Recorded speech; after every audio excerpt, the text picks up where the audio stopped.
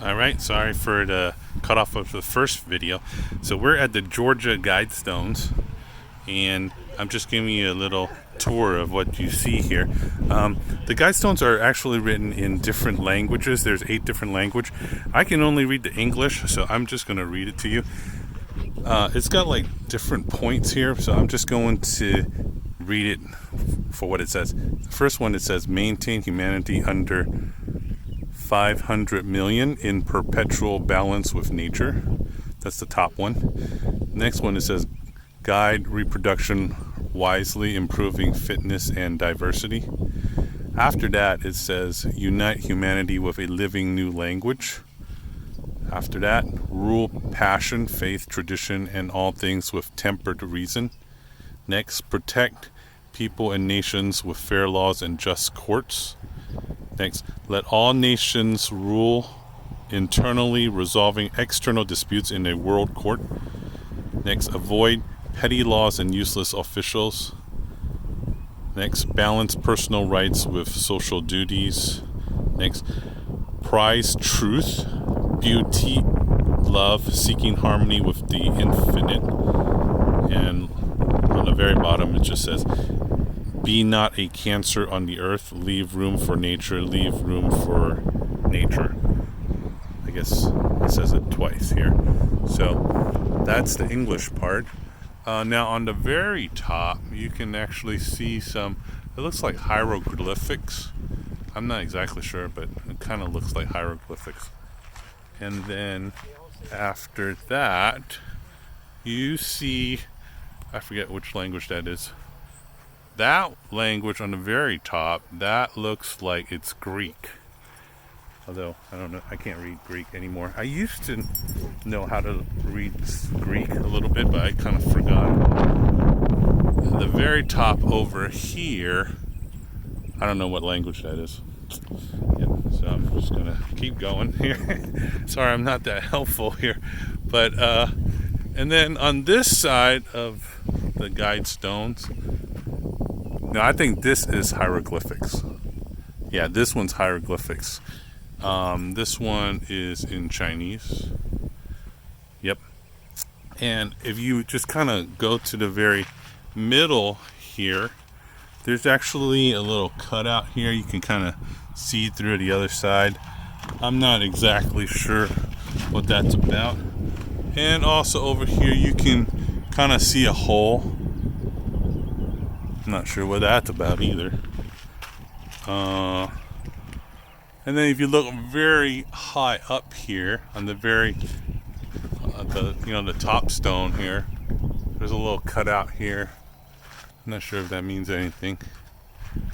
And so we're gonna make our way over to this little.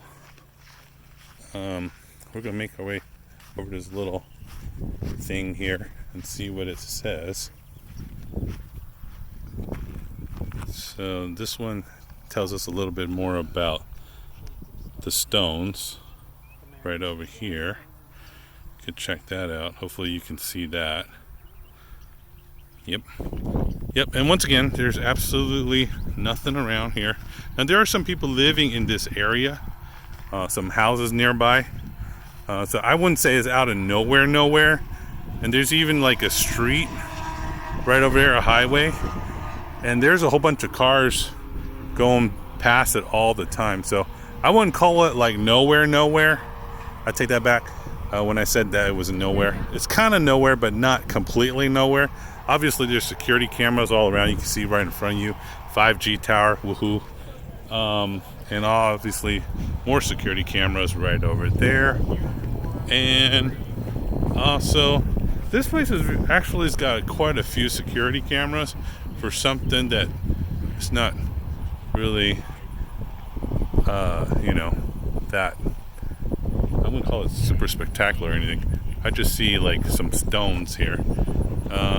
In terms of the emotional feel of things, I don't necessarily feel like anything negative or weird about things.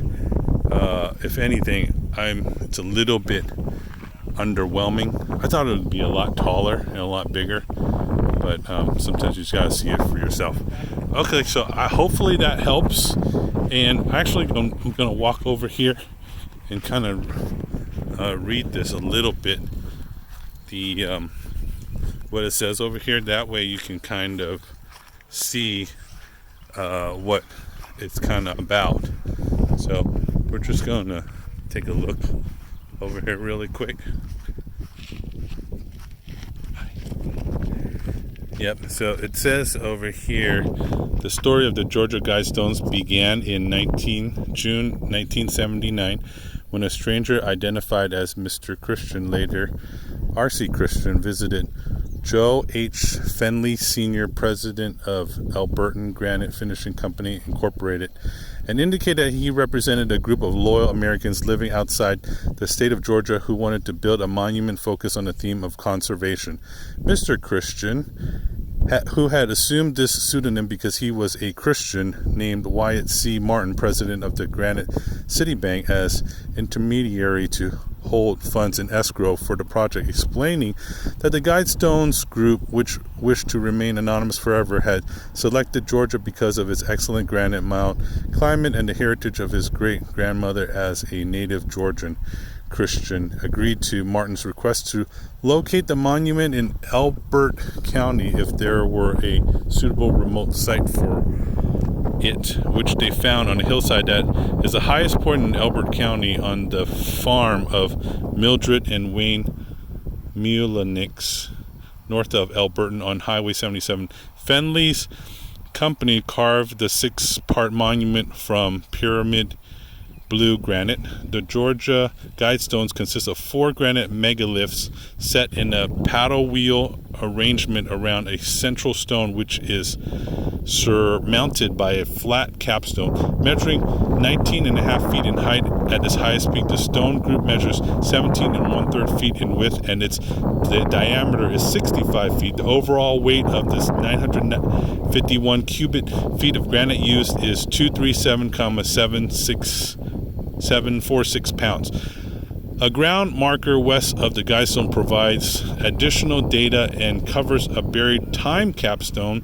Each of the 4 sides of the capstone features the statement of cautionary guidance to humankind, translated into Babylonian, cuneiform, classical Greek, Sanskrit, and Egyptian hieroglyphics, to let these be guidestones to reason. Below, the guidestones are carved into the 8 faces of the 4 outer stones in English, Spanish, Swahili, Hindu, Hebrew, Arabic, Chinese, and Russian. In English, the Guidestones specified the following: maintain humanity under...